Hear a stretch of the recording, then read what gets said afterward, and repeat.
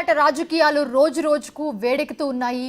ఆ రాష్ట్ర BJP chief Annamalai సంచలన నిర్ణయం తీసుకున్నారు. డిఎంకేను అధికారం నుంచి దించే వరకు తాను చెప్పులు ధరించననే నిర్ణయం తీసుకున్నారు అన్నమలై. అంతేకాదు అన్నా యూనివర్సిటీలో ఒక విద్యార్థిపై లైంగిక వేధింపులకు పాల్పడిన ఘటనలో తనకు తానే కొరడా దెబ్బలను శిక్షగా విధించుకున్నారు.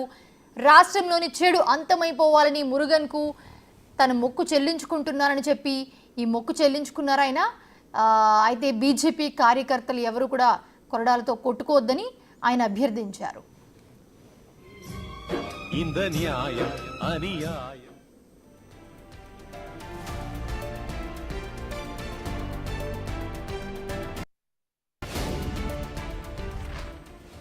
రైట్, ప్రస్తుతం చూస్తున్నాము అన్నా యూనివర్సిటీ లైంగిక వేధింపుల కేసులో బాధితురాలికి న్యాయం జరిగే వరకు కూడా వదిలేది లేదంటూ అన్నమలై తనకు తానే కొరడా శిక్షను విధించుకున్నారు.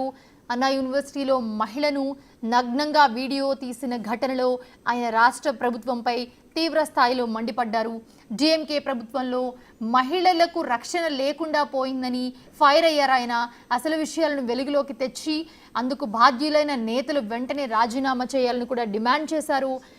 ఇక అంతేకాదు డిఎంకేను గద్దె దించేందుకు నేటి నుంచి 48 రోజుల పాటు ఉపవాస దీక్ష చేసి సుబ్రహ్మణ్య స్వామిని వేడుకుంటున్నారని తెలిపారు అన్నమలై.